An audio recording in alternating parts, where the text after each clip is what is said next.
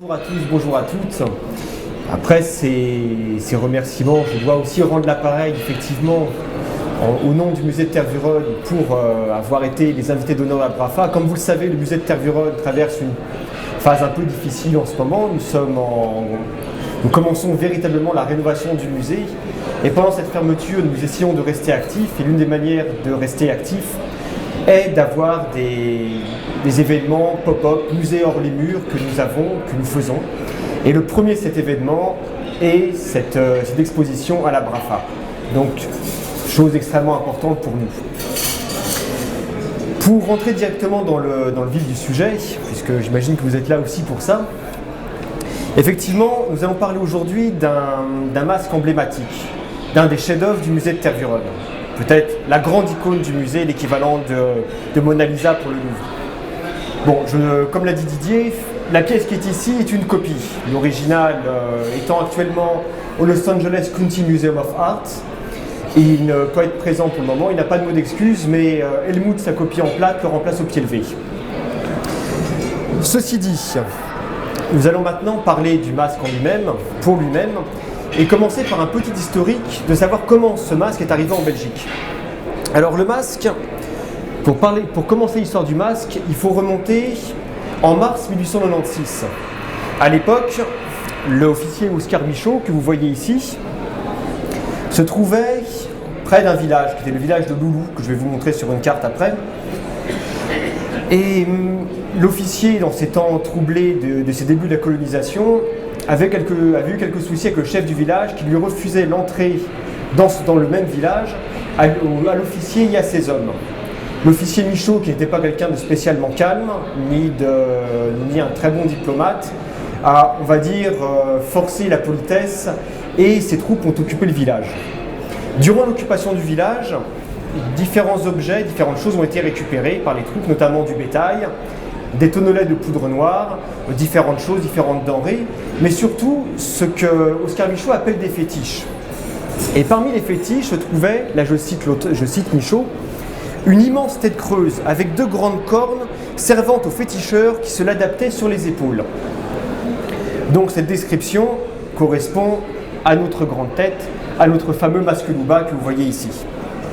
Alors pour vous situer un peu la chose, vous voyez ici donc la zone qui correspond au point de détail de carte et le village de Loulou dans lequel le masque a été collecté. De manière un peu brutale, on peut le dire. Par la suite, Michaud garda l'objet dans sa collection. Michaud décéda en 1918 et en 1919, les héritiers Michaud léguèrent la collection au musée de Tervuren. Et donc dans cette collection se trouve notre fameux masque. Alors ce qu'il faut savoir, c'est que très rapidement, cet objet a eu un très grand succès. Comme l'a dit Didier, ça fait partie des œuvres qui ont été protégées pendant la guerre. Œuvre d'importance qui a connu de nombreux succès, qui est rentré dans le monde de l'exposition.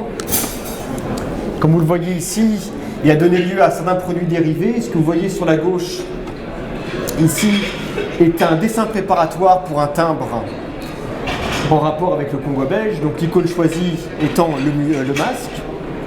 Une affiche du musée de Tervuren où le masque est encore en bonne place. Et là, vous voyez le masque exposé tel qu'il l'était dans les années 30. Vous voyez qu'à l'époque, malgré l'engouement pour l'objet, les présentations muséales le faisaient se perdre un peu à côté d'autres masques, notamment des masques Louba que vous voyez ici, et des masques du Bas-Congo. Bon, ça c'est un fait, mais il y a quelque chose que l'on sait un peu moins, c'est que depuis son arrivée au musée, donc on va dire depuis 1919 jusqu'en plus ou moins 2005, le masque a connu de nombreuses transformations. Il a connu beaucoup d'aléas. Et l'un des premiers concerne cette jupe de fibre que vous voyez ici, représentée sur le dessin, présente dans la vitrine et représentée sur l'affiche, que vous ne voyez pas forcément sur le masque tel qu'il est ici. En fait, la chose s'explique assez simplement, c'est-à-dire quand le masque est arrivé au musée, il était complètement nu, il n'avait pas du tout de fibre. Mais dans un souci de bonne présentation muséale, peu de temps après son arrivée, peut-être au tout début des années 20, un membre du personnel du musée a décidé de lui ajouter une jupe de la région des Bangala, donc du nord-ouest au Congo, vraiment une jupe portée par les femmes et qui n'avait rien à voir avec le masque. Mais comme ça faisait bien, on a mis les fibres autour du cou du masque comme il fait pour lui faire une collerette. Détail amusant, c'est que cette fameuse collerette a quand même été reprise après comme élément et est restée à peu près jusqu'en 1960 autour du cou de l'objet. Alors, il y a un autre détail aussi plus discret qui a subi de nombreuses transformations en ce qui concerne ce masque. C'est, vous le voyez ici, cet oiseau qui se trouve à l'arrière du masque. Alors, l'oiseau a été à plusieurs reprises séparé du masque. On ne sait pas trop à quel moment. Il est fort probable que dès 1919, l'oiseau faisait déjà très mal, il avait déjà subi quelques réparations. Une légende muséale voudrait qu'en 1944, quand il y a eu les bombardements allemands, on sait qu'il y a eu une bombe V1 qui s'est écrasée dans le parc de Tervuren. Et le souffle de l'explosion, il faut imaginer comme qu'un V1, c'est 500 kg d'explosifs. Donc quand la bombe a explosé, l'onde de choc a fait que des vitrines ont été endommagées au musée, des vitres, et que le masque aurait été endommagé à ce moment-là et que l'oiseau serait tombé. Mais des tests récents qui ont été menés ont montré que l'histoire tient plus de la légende que de la réalité. La bombe a bien explosé, mais ça n'a pas eu d'influence sur le masque. Quoi qu'il en soit, à plusieurs reprises, l'oiseau a été enlevé. Là, vous voyez une des plus anciennes photos, on est en 1924. La collerette de fibre était déjà là et l'oiseau était encore là. Une photo prise dans les années 50, la collerette est encore là et vous voyez que l'oiseau a déjà été restauré, on lui a même rallongé son cou. Le rallongement n'a rien à voir, c'est une tentative qui a été faite, mais ça ne correspond pas à l'objet initial. On est un peu plus tardif dans les années 60, l'oiseau a complètement disparu et la collerette aussi. Et là, nous sommes en 2005, 2006. La collerette, bien sûr, n'a pas été remise, mais l'oiseau a réintégré sa place suivant l'agencement, on va dire, le plus correct, ce qu'on suppose être le plus correct. Alors, petite précision technique, il faut savoir que pour replacer l'objet correctement, selon l'angle qu'il devait avoir initialement, pour être sûr de l'emplacement, la chef de la section d'ethnographie du musée de Tervuren, le docteur Anne-Marie Boutiot, a travaillé en collaboration avec le docteur Mac Gissels, qui fait des radiographies d'objets, notamment, radiologue. Et des analyses en 3D ont été faites de l'objet pour essayer de retrouver, concernant les lignes du bois, l'emplacement initial de l'oiseau. Et quant au replacement de l'oiseau proprement dit, ça s'est fait en collaboration avec la prestigieuse école de la Cambre de restauration, avec le professeur Georges de Wispollard qui s'est occupé de ça. Donc maintenant, on est à peu près sûr que l'oiseau a retrouvé sa bonne place, son bon emplacement. Et normalement, il tient bien. Alors, ceci étant, vous voyez que ces petits déboires qu'a eu notre objet ont pu avoir des influences concernant son étude. La jupe, pas tellement. Mais la disparition de l'oiseau et sa réapparition, c'est plus problématique parce que c'est un élément très important pour le masque et notamment pour répondre à certaines interrogations de type iconographique que l'on peut se poser sur l'objet. Et ces questions-là, je vais vous en présenter quelques-unes et essayer de vous avancer quelques hypothèses, quelques suggestions pour faire avancer un peu, comme on dit communément, pour faire avancer le schmilblick. L'une des premières interrogations que se sont posées les scientifiques, les africanistes qui ont travaillé sur le masque de Tervuren, était de s'interroger sur ces fameuses protubérances que vous avez là, qui participent grandement à l'esthétique du masque. Vous voyez ce visage rond, très onirique, encadré de ces protubérances. Mais la question était de savoir qu'est-ce qu'évoquent ces protubérances. C'est pour ça que j'utilise ce terme neutre de protubérance, c'est qu'il y a deux théories qui se sont affrontées et qui, quelque part, s'affrontent toujours. La première voulait que ces protubérances soient la représentation d'une coiffure, alors que d'autres y ont vu l'attribut de quelque chose, d'un signe d'anthropozoomorphisme, c'est-à-dire à la fois un élément humain, le visage, et un élément animal, des cornes véritables. Alors, comment ces hypothèses ont été défendues, c'est ce que je vais essayer de vous présenter un peu, en commençant par la question de la coiffure. Alors, les partisans de la coiffure, il faut savoir... Hop là. Voilà. Les partisans de la coiffure ont développé ça de manière un peu particulière, en disant, voilà, déjà nous avons sur ce masque-là un diadème. Un diadème qu'on retrouvait dans la coiffure Louba du passé. Donc, c'est un signe qui a déjà une volonté de l'artiste de faire une représentation capillaire travaillée. Donc si déjà on a un diadème ici, il est probable que ce qui suit derrière soit aussi du registre de la coiffure. Et par ailleurs, il y avait les dessins qui se voyaient ici à l'arrière des cornes, qui évoqueraient en fait des fois des ajouts de cori ou de raffia que l'on mettait sur des coiffures véritables. Par ailleurs, pour appuyer un peu plus cette hypothèse-là, ces différents chercheurs ont mis aussi en avant, d'après des dessins anciens, des écrits anciens, qu'il existait effectivement dans une région proche de l'endroit où était collecté le masque, des coiffures véritables qui reprenaient qui ont une apparence très similaire à celle qu'on observe sur notre masque. Donc, selon ces considérations-là, on peut dire que qui évoquent une coiffure cornue. Hein. En fait, donc, ces défenseurs de la coiffure, pour être clair, ne réfutent pas spécialement le fait qu'il y ait un rapport avec des cornes, mais pour eux, ce sont la représentation d'une évocation de cornes, pas une représentation de cornes par le sculpteur. C'est une petite nuance qui peut avoir son importance. Alors, voilà. Mais il faut rester un peu prudent, c'est que si on s'interroge un peu, si on réfléchit un peu sur cette représentation de coiffure cornue, on se rend compte que le masque de Tervuren, si tant est que ses protubérances représentent une coiffure, n'est pas le seul exemplaire dans la sculpture congolaise de cette région large à représenter une coiffure cornue. Nous avons ici un masque home des Benambala. Alors je tiens à préciser une chose, les noms ethniques qui sont mentionnés ne sont peut-être pas familiers, ce n'est pas très évident, mais je tiens à vous rassurer, dans quelques diapositives, il y aura une carte générale et récapitulative qui vous permettra de mieux situer ces différents objets et ces différentes ethnies. Voilà, ne craignez rien, je ne veux perdre personne et soyez rassurés, les choses viendront en temps venu, mais je vais le préciser.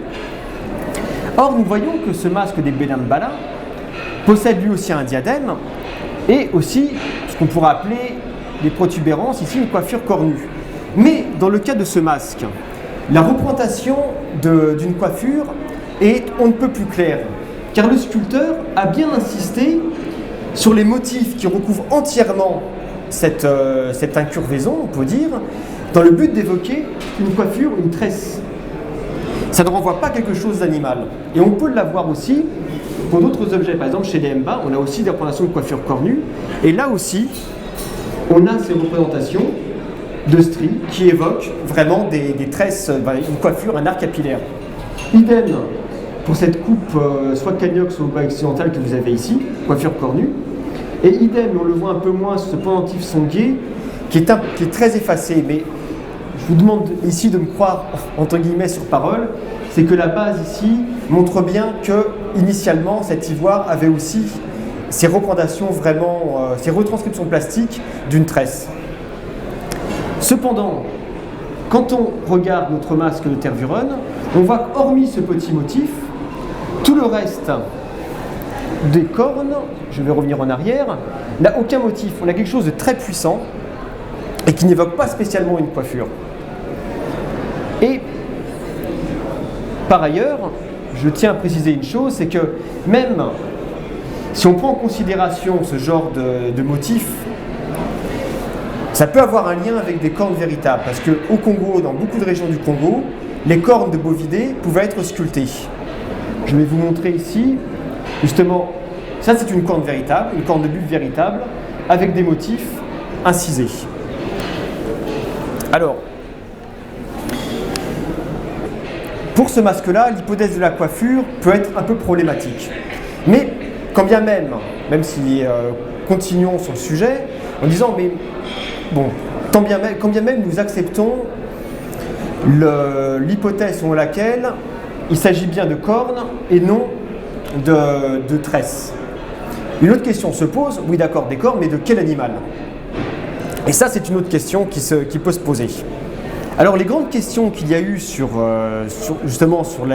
les défenseurs de la corne, qui ont défendu cette hypothèse-là, c'est de dire, oui, pour certains, Certains disaient, oui mais ça c'est sûr, c'est un masque qui a un visage humain avec des cornes de bélier autour.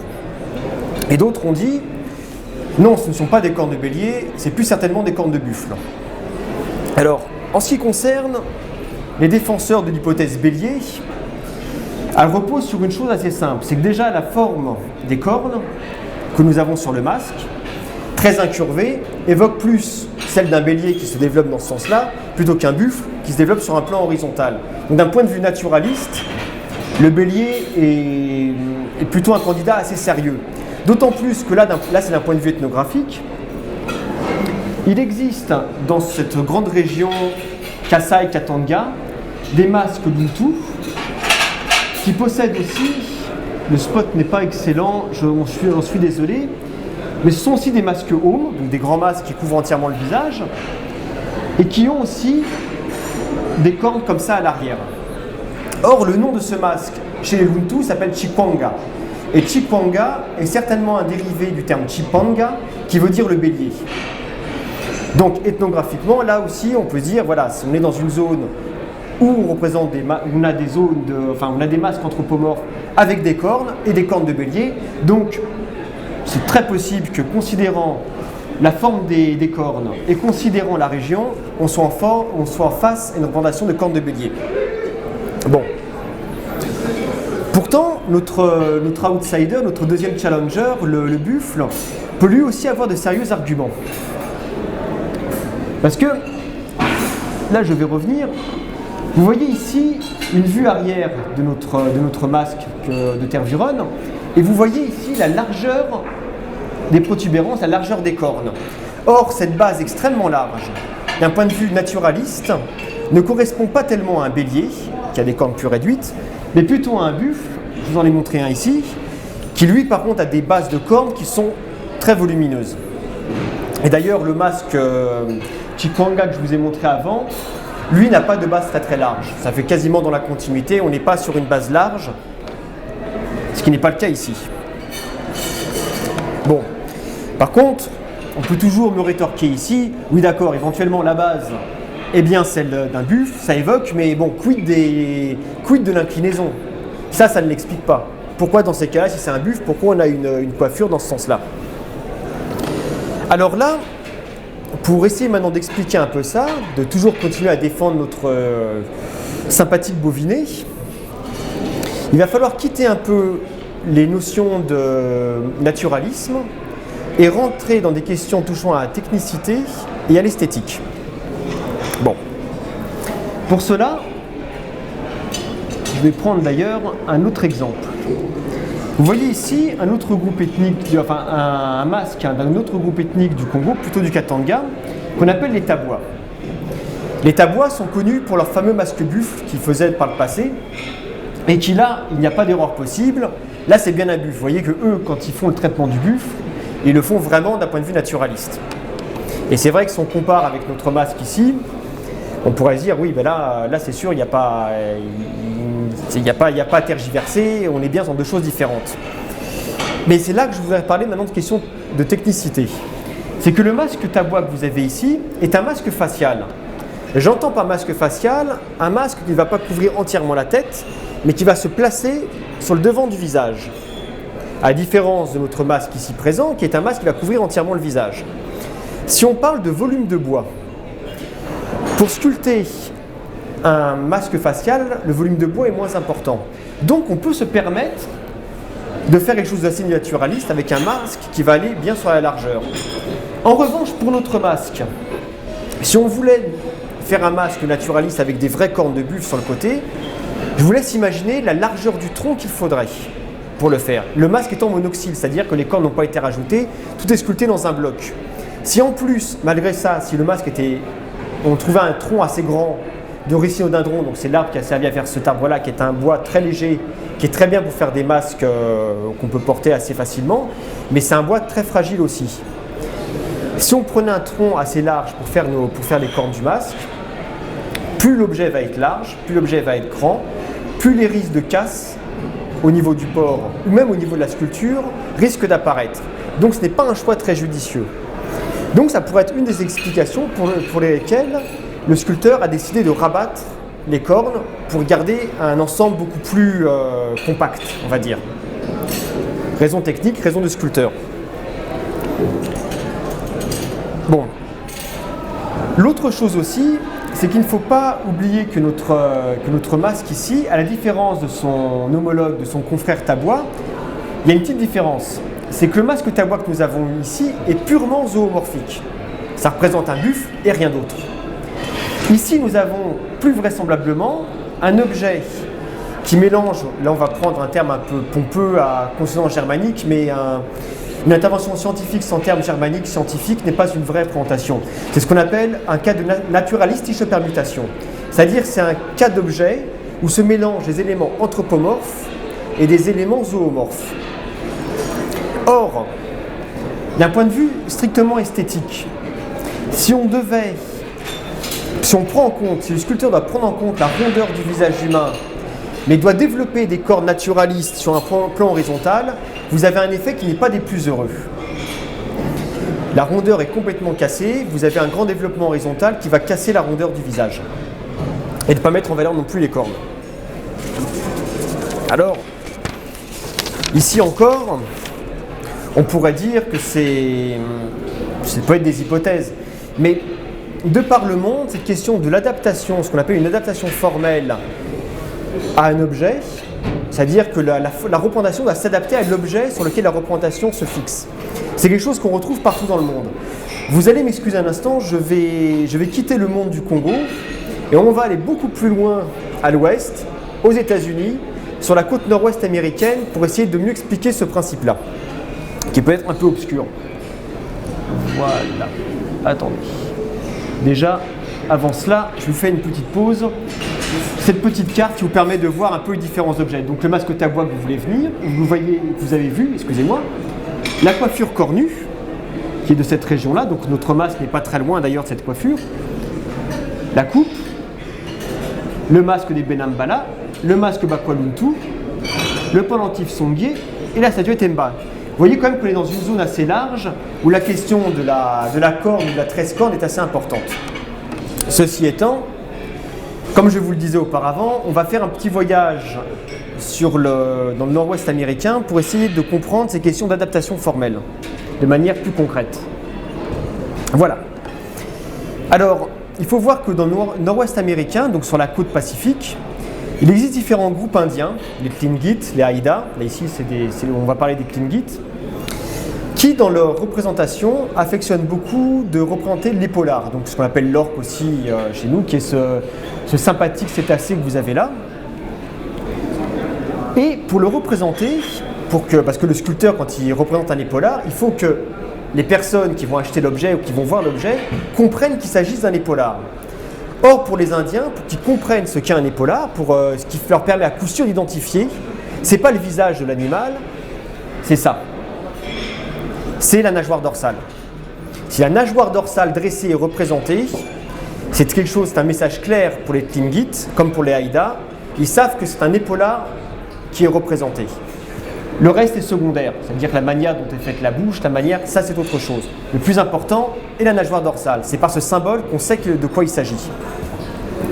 Or, des fois, il faut adapter un peu ce symbole. Vous voyez ici une massue, toujours des Tlingits, qui représente elle aussi un épaulard, et qui est une massue utilisée pour la chasse aux phoques. Le choix de l'épaulard sur une massue utilisée pour la chasse aux phoques est très judicieux, puisque l'épaulard est aussi un grand dévoreur de phoques. Donc le fait d'avoir une massue représentant cet animal, quand on veut chasser cet animal, c'est plutôt un bon choix. Mais le problème se trouve au niveau de la représentation que nous avons ici. Si on représentait la nageoire dorsale, la massue ne serait pas tellement compacte. Elle serait moins efficace. L'utilisation de l'objet s'en ressentirait grandement. Donc qu'est-ce qu'a fait le sculpteur ? Il a complètement baissé la nageoire que vous voyez ici pour la maintenir, parce qu'elle est nécessaire pour identifier l'épaulard, mais il l'a adaptée à l'objet. C'est ça que je voulais expliquer un peu là, dans ce registre-là. Et on peut se demander si quelque part pour notre masque Luba, il n'y a pas eu une adaptation similaire, c'est-à-dire, normalement, bien sûr, le sculpteur Luba sait que la corne du buffle, c'est dans ce sens-là, il connaît ça. Mais dans le cas pour cet objet, pour différentes raisons, techniques et esthétiques, on a choisi de les plaquer contre le visage pour répondre à la destination formelle, c'est-à-dire celle de faire un masque, et un grand masque. Alors, ça peut encore aller plus loin, parce que vous voyez, vous vous souvenez de cette coiffure que je vous ai montrée, ce qui permet de valider un peu notre hypothèse, c'est que voici la légende d'origine de cet objet, de ce dessin. Donc, je vais juste faire une traduction rapide, même que je ne doute pas que toute personne ici parle anglais, et certainement mieux que moi d'ailleurs. C'est que donc, la coiffure Mika-Tonga était portée par les chefs de Kabongo, autour du lac Boya. Elle est supposée ressembler aux cornes d'un buffle. Donc, dans cette région, ces coiffures qui encadrent le visage sont bien perçues en tous les cas comme représentant des cornes de buffle, ce qui prouve bien qu'il y a une adaptation formelle de la représentation à la rondeur du visage humain, et que donc très certainement on a quelque chose de similaire ici. Voilà. Bon, mais pour la question justement de cette histoire du buffle, on va revenir sur un détail que j'ai évoqué rapidement au début de cette discussion, c'est l'oiseau, notre fameux oiseau qui a disparu, réapparu, disparu, réapparu. L'oiseau est un élément déterminant justement pour ce classement, pour cette étude, pour cette lutte entre le buffle et le bélier. Alors, je vous présente à un stade antérieur quand l'oiseau était cassé. Quand on regarde les traces qui sont ici, beaucoup de parties de l'oiseau sont endommagées. Vous voyez, la tête n'a jamais été connue, on ne l'a jamais retrouvée. Et quant aux pattes, on n'a même pas tellement d'informations, ce à quoi ressemble l'oiseau. Mais par la disposition que nous avons ici, nous sommes en droit, vous avez 3 points d'attache. Il est très vraisemblable, et ça la reconstruction de 2005 le montre bien, c'est que ces 3 points d'attache attestent que l'oiseau avait les 2 pattes ici, ça c'est très simple, et que le point d'attache qui est ici montre comme si sa tête était en contact avec l'entre-deux cornes que nous avons ici. Donc ces différents éléments laissent penser que nous nous trouvons en face d'un oiseau qui peut-être picorait, on va dire, quelques parasites, comme s'il picorait quelques parasites sur un animal. La question est de savoir de quel oiseau nous parlons. Là, ici, il y a eu plusieurs hypothèses, notamment l'hypothèse qu'il s'agissait d'un pique-bœuf. Mais l'hypothèse n'est pas la mieux défendable là-dessus. Si vous voyez, il y a un élément dont on est sûr qu'il existait et qu'il est authentique, c'est le cou de l'oiseau, que vous voyez qui est très très long. Bon, moins long que ce qu'on a rajouté à une époque, mais il est quand même long. Même à la base, c'est un cou qui est long. Or, d'un point de vue de la sculpture, c'est aussi très compliqué pour un sculpteur de faire une sculpture monoxyle et de faire un ajourage sur un cou long et très fragile. Pareil, c'est quelque chose d'assez compliqué. Si vraiment l'oiseau n'avait pas tellement d'importance, l'identification de l'oiseau n'avait pas d'importance, c'est plus simple de faire un oiseau avec un cou court. Il y a moins de risques. Surtout quand on arrive à ce stade de réalisation du masque, quand l'oiseau arrive quasiment à la fin de la sculpture, prendre le risque que l'oiseau craque, c'est assez risqué. Donc, le cou a une importance.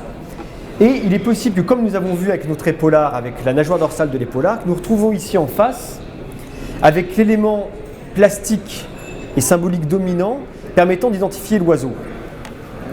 Or, dans la région, il n'y a pas beaucoup d'oiseaux qui se perchent ou qui sont sur des grands mammifères et qui ont un cou long. Il y en a un, pour être précis, qui est notre sympathique héron garde-bœuf, le Bubulcus ibis, qui est un animal congolais. Vous voyez ici le pique-bœuf dont je vous parlais. Raison pour laquelle je ne retiens pas le pique-bœuf comme animal pouvant être représenté sur le masque, c'est que le pique-bœuf, c'est un oiseau déjà qui est grand comme ça. Le héron garde-bœuf, on est déjà quand même sur un animal un peu plus grand. Vous en voyez un d'ailleurs perché sur un buffle. Et il y a surtout la taille du cou qui est très importante. Donc nous avons certainement affaire à une représentation d'un garde-bœuf. Et par ailleurs, je tiens à préciser que cet oiseau-là n'est pas très fréquent au Congo. Autre parenthèse. Et bon, il y a eu quelques hésitations zoologiques quand même, malgré tout. Là, c'est quasiment du domaine du naturalisme, enfin de la zoologie. De dire oui, mais le problème, c'est que là, on voit sur le masque comme si l'oiseau était en train de picorer. Or, le garde-bœuf n'est pas tellement un oiseau qui picore sur les animaux. Il est plutôt près des grands animaux et il se nourrit de tous les petits insectes ou autres qui sont mis en fuite à chaque fois que les troupeaux se déplacent. Les animaux dans les herbes sont effrayés et le garde-bœuf se nourrit. Mais il y a eu des recherches zoologiques qui ont été faites sur la nourriture des garde-bœufs, notamment en Asie. C'est un oiseau qu'on retrouve aussi en Asie. Et on a retrouvé dans le ventre de l'animal tout un tas de parasites, notamment les tiques et autres, qui montrent que cet animal, quand même, si ce n'est pas sa nourriture principale, il se nourrit aussi sur les animaux sur lesquels il perche. Donc, là même d'un point de vue zoologique, le fait qu'un garde-bœuf soit tête plongeante entre deux cornes, ça peut être correct.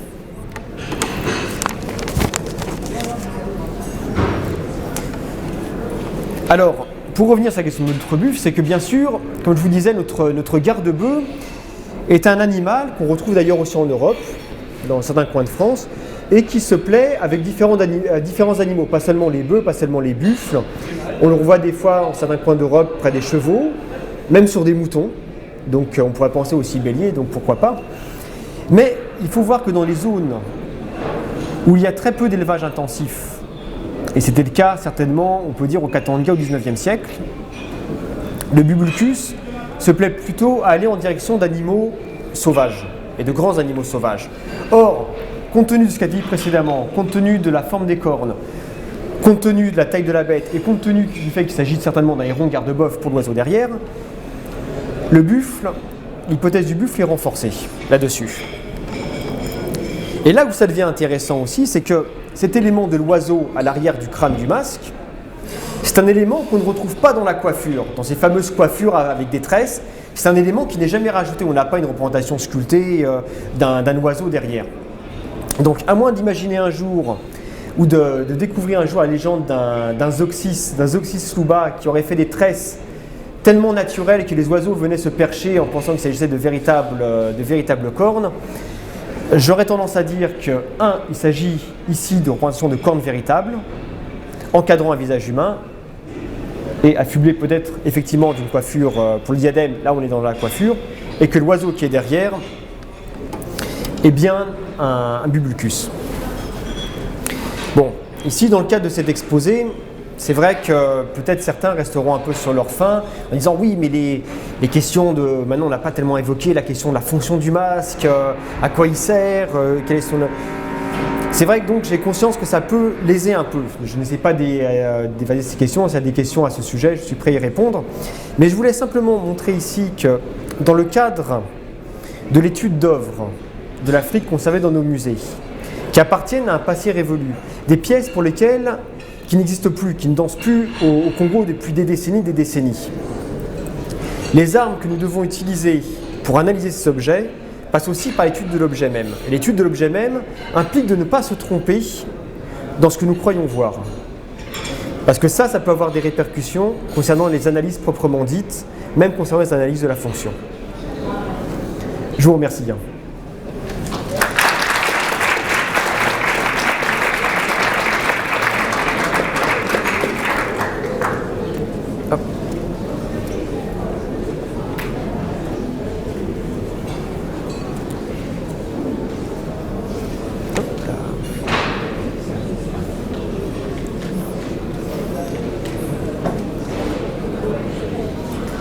Je ne sais pas s'il y a des questions.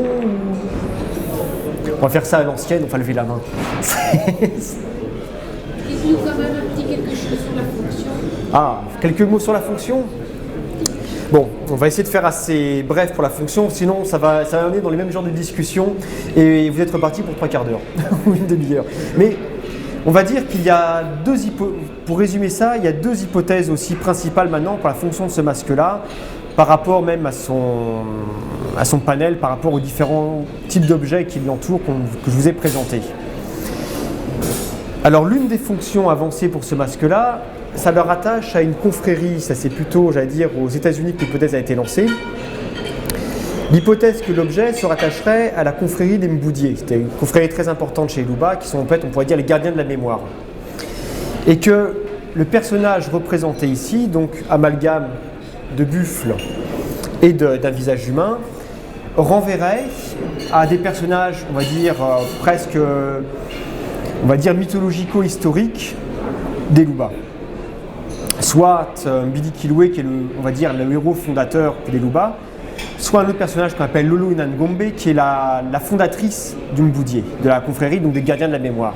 Comme cette confrérie a aussi la charge justement de la transmission des savoirs mythologiques, des savoirs historiques, ce genre de choses pourrait très très bien aller dans la confrérie, d'autant plus que l'on sait, et ça c'est pour des recherches qui ont été en Belgique, qu'il y a des masques en bois qui étaient utilisés dans cette confrérie-là.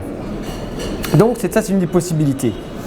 Et l'autre possibilité qui est un peu plus récente, qui a été faite en 2007 en l'occurrence, à partir de 2007, j'avais développé en partie à l'époque dans ma thèse, c'était que l'idée de cornes comme ça autour d'un visage humain pourrait renvoyer à quelque chose qui était assez peu étudié, c'est-à-dire les confréries de chasse. Et au 19e siècle, c'est très importante chez les Luba. Or, on sait que certaines, notamment chez les Luba centraux, région dans laquelle vient ce masque, notamment une confrérie qu'on appelle le Bouyanga, donc des confréries de chasseurs professionnels, c'est des personnes qui ne chassaient pas le lapin ou autre, c'est-à-dire qui chassaient les animaux dangereux, buffles, éléphants, tous les grands mammifères extrêmement dangereux. Ça nécessitait des rites précis pour être protégés en cas de chasse. Et parmi les rites de chasse, notamment en chasse réussie, on sait que les chasseurs du Bouyanga, et c'est certainement le cas pour d'autres confréries comme le Dianga qu'on a plus à l'est, comment dire, quand ils chassaient le buffle, proie extrêmement dangereuse, il y avait certaines danses où les gens récupéraient les cornes du buffle et s'encadraient le visage, faisaient apparaître leur visage entre les cornes du buffle. Et que donc, c'est possible que ces masques, et peut-être même c'est le cas pour les masques tabois que nous avons vus, qui d'ailleurs disparaissent pour certains et d'autres types de masques cornus qui disparaissent assez précocement, sont peut-être en fait des reliquats de ces confréries de chasse qui, à l'époque, fin 19e siècle, ont une très grande importance. Parce que qui dit confrérie de chasse dit aussi personnes spécialisées en la chasse à l'éléphant. On a une époque où, par le commerce arabo-swahili, l'ivoire est très important, donc ces confréries gagnent en puissance. Et c'est possible que certains de ces objets-là, le masque peut-être y compris là, soient rattachés en fait à ces confréries de chasse. Je voudrais signaler deux choses de nature zoologique, c'est mon métier. Chez le buffle, l'extrémité des oreilles est toujours une touffe de poils. Ce n'est pas le cas chez le bélier. Donc le masque a les oreilles pures sans touffe. Deuxièmement, le buffle n'a jamais de barbiche. Par contre, le bélier a toujours une barbiche et le masque a une barbiche claire. Donc il y a quand même des éléments dont on n'avait pas parlé qui indiquent plutôt le bélier.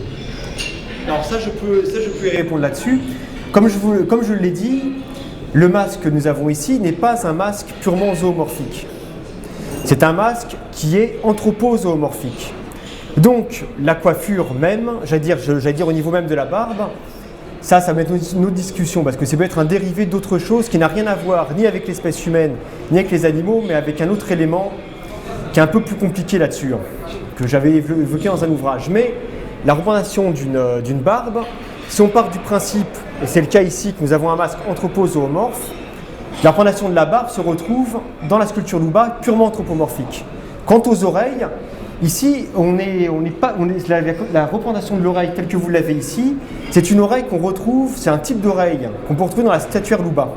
Au niveau, et là, pareil, d'une statuaire anthropomorphe.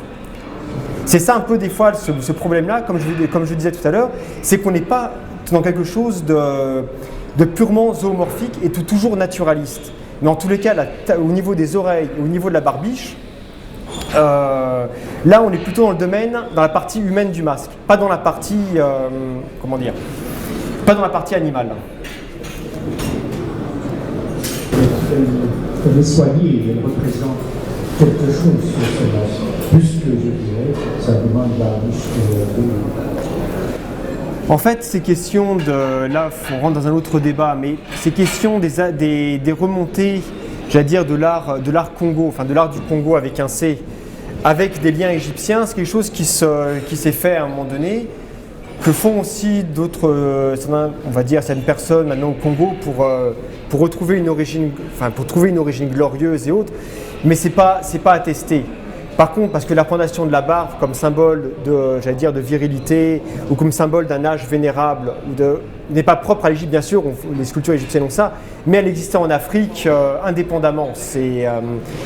Mais comme je vous disais là-dessus, je dois quand même toucher un mot de la barbiche. Ce qui est très curieux au niveau de cette barbiche, et comme je disais à monsieur tout à l'heure, au niveau que on dépasse même la question de la représentation humaine dans le choix de la barbiche carrée, c'est que très curieusement, dans cette région du Katanga, on a des plats, des choses qui ressemblent quasiment au masque mais sans sculpture, des grands plats ronds qui n'ont qu'une seule anse. Or, l'anse est carrée, exactement comme la barbiche du masque, et avec des motifs très similaires. Qu'on retrouve, les motifs sont les mêmes sur ces calebasses à manche unique, mais c'est des trucs gros, hein, c'est des calebasses en bois qui sont larges comme ça. Hein. Donc on a des choses assez impressionnantes, et qui ont aussi, comme je vous disais, cette anse unique, carrée, avec exactement les mêmes motifs que sur la barbiche du masque. Et ça, c'est des choses pas forcément, on peut dire, c'est des hasards. Est-ce que c'est des hasards, ou est-ce que la base pour ces masques-là, pour ces grands masques Umluba, sont partis des récipients? Là, ça nous amène dans un autre débat, mais je voulais juste toucher une note là-dessus. Mais sinon, là, surtout sans image, ça va être un peu compliqué à mener. Il y a un rapport entre ce type de masque et les masques Kifwebe encore plus tardifs. Comme on a un exemplaire les Kifwebe, lesquels quoi, vous parlez Kifwebe animalier Luba. Ah, déjà, attendez, là par contre je vais besoin de remonter de carte, parce que sans carte, là, ça va être vraiment, on va être complètement largué. Les Kifwebe Luba, sur lesquels vous faites référence de type zoomorphique avec des éléments animaliers, il y en a certains d'ailleurs qui reprennent un peu la corne du buffle, sont des choses beaucoup plus tardives. Concernant ces masques auxquels vous faites référence, ils sont plutôt dans cette zone-là et quasiment frontaliers avec ce qu'on observe chez les Élas. Beaucoup viennent de chez les Élas. Et c'est des masques qui n'apparaissent pas avant les années 70, grosso modo. Là, on est dans quelque chose qui est bien plus ancien, et la région est un peu différente. Déjà, on se rapproche beaucoup plus de la région des Luba orientaux et des Élas. Et culturellement, même si tous les groupes que vous avez ici sont Luba occidentaux, Luba centraux, Luba orientaux, il y a des grandes différences culturelles là-dessus. Par exemple, le Kifwebe tel qu'il est, la société Kifwebe des Luba, on ne la retrouve pas dans cette région-là. On la retrouve plutôt, même dans les années 20 et autres, dans cette zone-là. Et après, il y a eu des petits glissements vers le sud, les zones de Madono, toutes ces zones-là, on en a un peu ici. Mais les masques auxquels vous faites référence sont bien plus tardifs. C'est des créations, comme je vous dis, années 70 à peu près. Les chercheurs de l'IMNZ, quand ils ont fait des collectes dans ces années-là, en avaient ramené quelques-uns. Et encore, les motifs très animaliers, c'est même un peu plus tardif à mon avis. Hein. Voilà.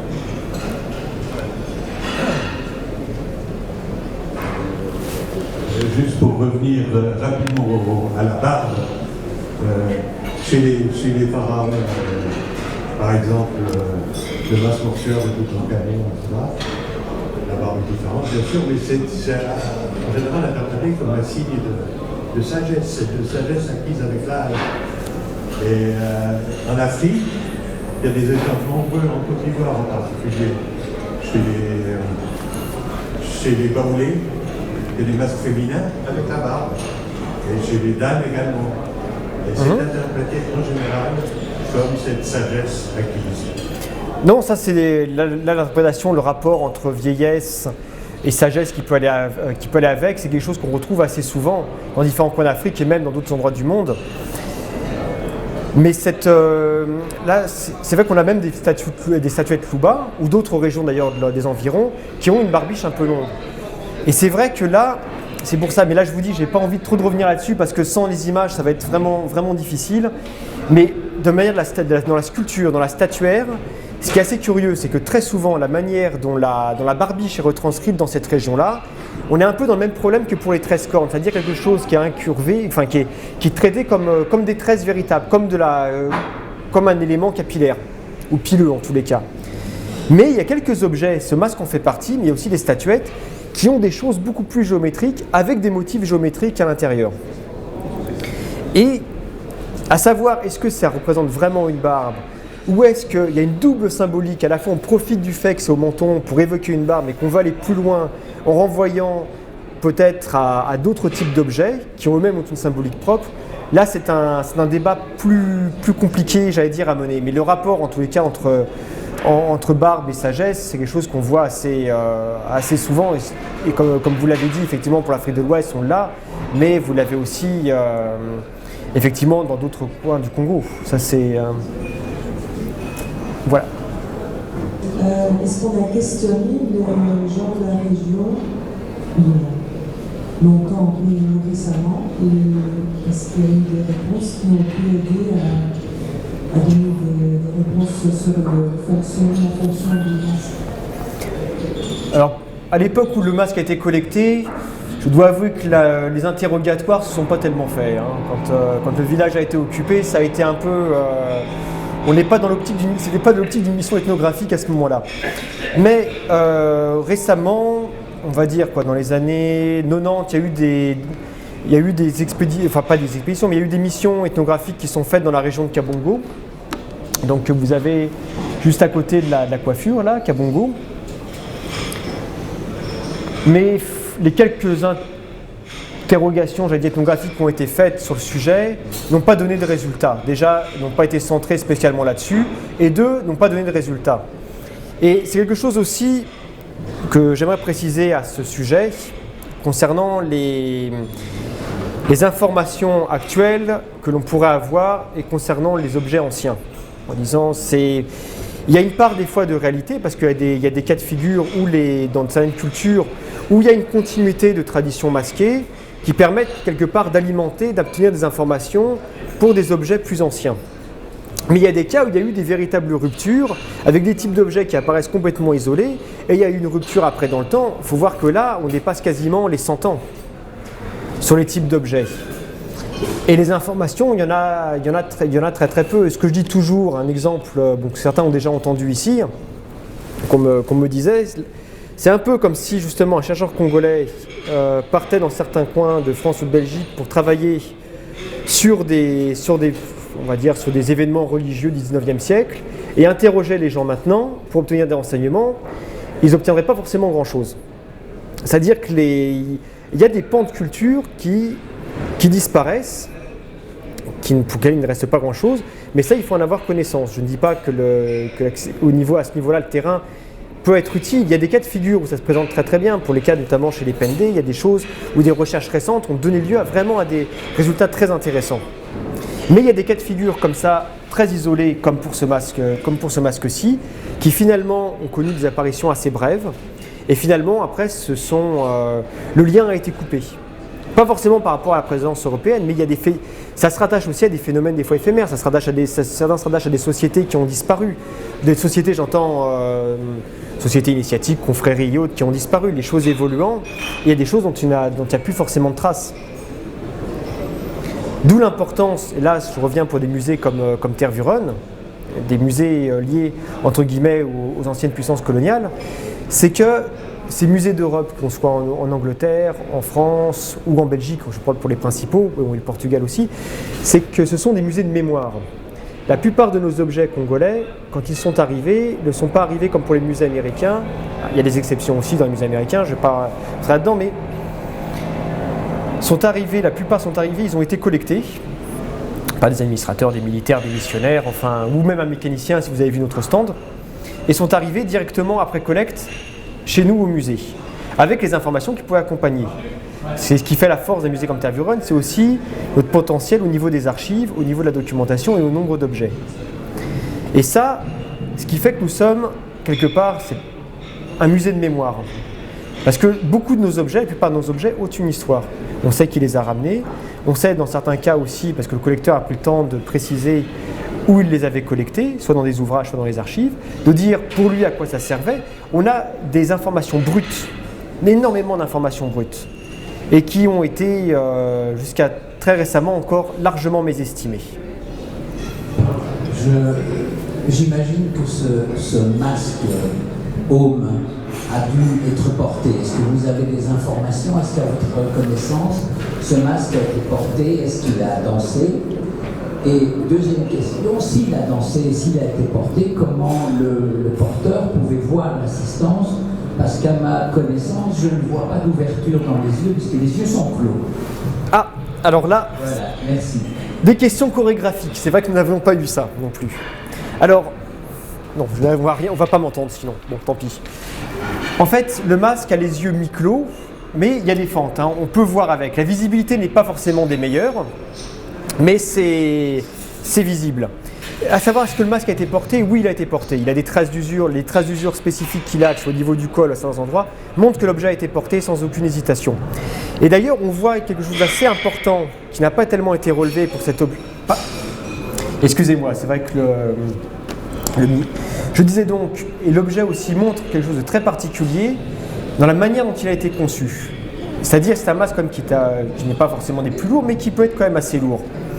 Et le sculpteur a fait de telle manière qu'en fait, quand le masque est porté pour une personne de taille, on va dire normale, hein, je ne parle pas de quelqu'un qui fait 1m10 ni quelqu'un qui fait 2 mètres, le sommet du masque, bien sûr, repose sur le sommet du crâne, mais les bords du masque reposent sur les épaules. Donc, ce qui fait que la personne qui le porte a en fait 3 points d'appui, ce qui permet d'alléger le masque. On connaît dans d'autres régions d'Afrique des masques home qui vont s'arrêter à ce niveau-là, où donc tout le poids va être pour la nuque. Ici, le volume est augmenté, mais par rapport au point d'appui qu'il y a, finalement les épaules vont faire le gros du travail, et la nuque beaucoup moins, ce qui est quand même...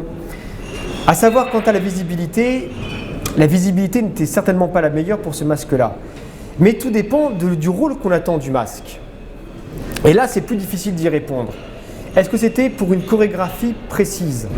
Une chorégraphie, j'allais dire, très dynamique, où là, effectivement, on a besoin de savoir ce qui se passe autour et d'avoir une vue pas trop mauvaise.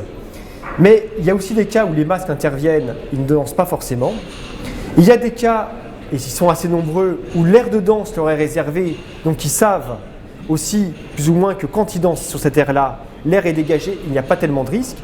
Et aussi d'autres cas, et c'est le cas par exemple dans certains cas chez les Kifwebe dont vous me parliez, où il y avait des meneurs de masques, des personnes dont le rôle, soit par des clochettes aux pieds, par d'autres moyens, permettent aussi d'indiquer au masque dans quelle direction aller. Ou même des fois, s'il y avait des accompagnements musicaux, et ça c'est pas toujours le cas, les accompagnements musicaux peuvent indiquer aussi à la fois des rythmes de danse, mais aussi prévenir de certaines choses. C'est différentes possibilités. Donc la visibilité n'est pas tout. Elle n'est pas obligatoire, elle n'est pas obligée d'être parfaite à 100%. Tout dépend de ce pourquoi et de comment le masque est utilisé. Et ça, là ici, c'est vraiment plus que des hypothèses, ce sont des suggestions. Je voudrais vous demander quelle est votre explication sur le fait que ce masque semble unique au monde. Est-ce que c'était le seul comme musique qui possède cela ou est-ce qu'on peut retrouver pas de copies, le terme existe, il n'est pas bon, mais des exemples tout à fait similaires dans d'autres musées? Je vous remercie. Tout à fait similaire, non. Vous avez vu un peu avec le masque Benambala que vous aviez ici, donc sur la gauche, des choses qui sont sur un concept similaire, enfin concept, on est quelque chose d'assez proche. Mais ce qui pourrait faire partie aussi du caractère unique, quelque part, du masque de Tervuren, mais là c'est pareil, ça me fait rentrer dans d'autres considérations. Je vais essayer de les résumer assez court. C'est que il est possible que pour ce masque-là, le sculpteur qui l'a fait, et qui peut-être s'est déplacé jusqu'à dans la région de Loulou, ne vienne pas de cette région-là. Il y a certains indices concernant ce masque, notamment la crête, il a une espèce de crête bien marquée. Attendez, je vais revenir sur quelque chose qui le montre bien.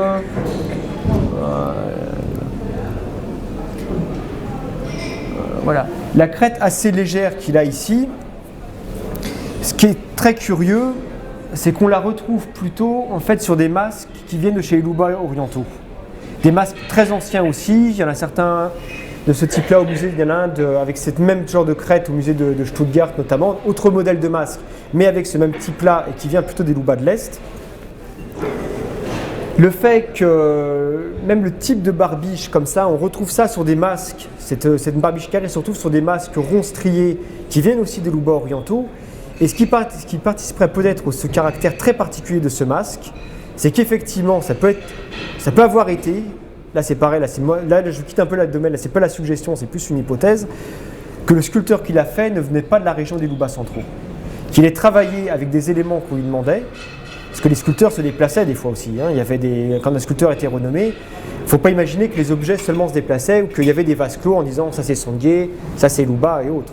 Il y a des pièces Songye jusque chez les Kuba et c'est une possibilité en tous les cas que ce masque-là ait été sculpté par un artiste qui n'est pas de la région et que ce soit une commande. Et que donc il y a eu un mélange de différentes choses à la fois d'une iconographie locale mais aussi d'une maniera beaucoup plus orientale. Merci.